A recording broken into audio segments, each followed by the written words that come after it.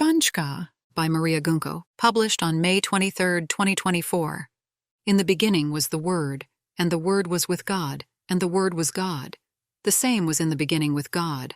All things were made by him, and without him was not anything made that was made. From the Gospel of John 1:1-3 King James Bible. Learning the Armenian language can be tough, but not as tough as it may seem. After the aorta-rupturing shock of the 39-letter alphabet that resembles nothing else in the world, you will delve into phonetics, grammar, and vocabulary. The phonetics, with aspirated and non-aspirated consonants, is a tier of hell. Distinguishing between the two is mission impossible for most foreign learners. But every cloud has a silver lining. For those whose mother tongue belongs to the Indo-European family of languages, Armenian grammar, tenses, and cases, is fairly straightforward. Building a vocabulary is a slightly more difficult task, as the Armenian language is notorious for its limited borrowing. Most borrowed words come from Farsi, with Latin and Greek being less common. There are also some calques, words formed by a literal root-for-root translation of a word borrowed from another language, but these are not helpful in the early stages of learning. Over time, patterns in word formation become more apparent. This includes the use of specific endings for different parts of speech, or the merger of word stems, similar to German. Tracing etymologies can make building an Armenian vocabulary easier over time. Eventually, learners can appreciate the uniqueness, sophistication, and beauty of this ancient language. Շնորհակալություն, հաջողություն, ցտեսություն is not a spell to summon ancestral spirits, but a common Armenian farewell. Thank you, good luck, goodbye. These are usually learned in the first few classes, and afterwards, the sky's the limit. However, let us set jokes aside and give our dues to the Armenian lexicon. Despite the existence of impossibly complex linguistic creations, such as the ungodly khchmtang, a feeling of pity toward another being, with 5 consonants in a row, not all Armenian words are an uphill battle. This text discusses one of them, the widely used but slightly ambiguous word, dun.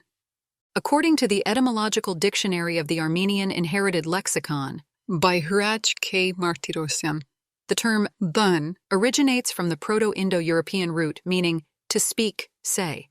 It encompasses a range of meanings, including speech, word, thing, precept, and commandment. In the Bible, ban signifies the word.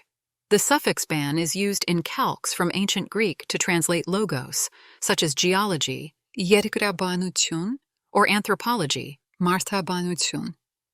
In contemporary Armenian, the most common colloquial usage of ban is as a synonym for thing. The phrase ban a is used as a filler in sentences, similar to or so. As a result, ban is imbued both with a very mundane, down-to-earth, and a sacred understanding. In her PhD thesis, Chka and Other Paradoxical Clues into Soviet Armenian Society, Stella Gregorian argues that Armenians frequently expressed reality and identity through contradictory language that reflected a state of flux.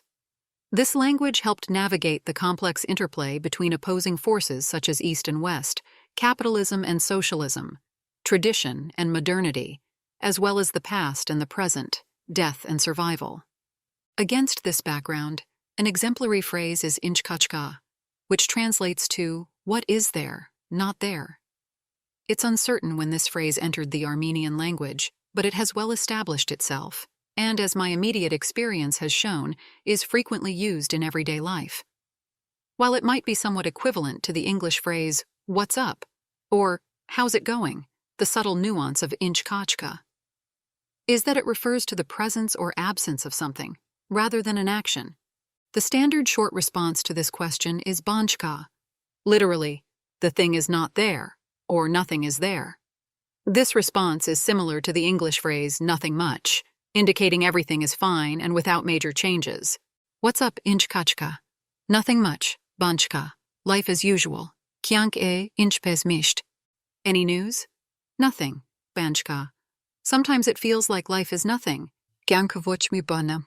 And I can't even remember what happened yesterday. Such dialogues with minor variations have become a constant part of my daily interactions in Armenia. In place of banchka, my interlocutors could also use the synonymous Chka. When one regularly hears ban Chka, it's natural to ask what this phrase actually means. The answer to the question of what is nothing depends largely on the context. Of course, there are religious and philosophical interpretations. But in the small Armenian town where I was conducting fieldwork, the casual phrase ban Chka has taken on a literal meaning of disappearance, symbolizing the continuous and concrete absence of things, relations, and phenomenon. What is so fascinating about it, the town? There is nothing interesting here. Vochmi hetakirkir banchka. I will be straightforward. There is hardly anything new, no money and no life. Pogchka u kyankchka. After stating ban vochinchka and the vague assertion that there is no life, my interlocutors would usually provide concrete examples. They would talk of the idle plant and factory that were dismantled and sold piece by piece upon privatization. They would point out the abandoned Eshul building, stripped of glass and doors, along with vacant apartments with boarded-up doors. They would also recall water shortages and occasional blackouts. As they navigated potholes and unidentifiable rubble, sighing deeply or shaking their heads in anger, they would continue to insist, ban vochinchka. Turning toward the vocabulary of negativity, loss, and disappearance for describing their lived experience of post-socialism, the residents of this small town emphasize material voids, lack of familiar things, and people. Ban vochinchka does not pertain to an absolute, but rather to a relational absence, as things and beings only appear against an absence of some sort. It encompasses a process and an endpoint of disappearance of elements deemed important to the place by its residents, such as institutions, infrastructure, and welfare, in relation to a reference point in the past. The loss might pertain to things that people had and did not actually have. For instance, the perceived stability of a predefined future. In an age of chaotic globalization, small towns often disappear from political and public debates. This is not because they are too dangerous to visit, becoming what social anthropologist Ruben Anderson calls a no-go world, where disaster, terror, and conflict like medieval beasts on old maps serve as indicators to the limits to our knowledge. These towns are a part of what could be considered a no-interest world to the state, capital, and conventional tourists. They enter the online lists of ghost towns, occasionally visited by dark tourists, photographers, and journalists who produce ruin porn, visuals devoid of people that obscure the societal struggles behind the scenes, reducing a place to mere debris. However, despite all odds, life continues for the residents. In the words of social anthropologist Charles Piot, privation gives birth to a round of extraordinarily inventive bricolage, of cycling and recycling, of dividing the seemingly indivisible, of surviving on nothing. In this sense, nothingness is transformed back into being, much like how God created earth out of the void. Banchka becomes ban. Author's note: the text is partially drawing on data collected with the financial support from the European Research Council under the European Union's Horizon 2020 Research and Innovation Program. I dedicate it to my teacher, Gagik Stefan Sarkissian, whose kind support remains invaluable in my language-conquering journey.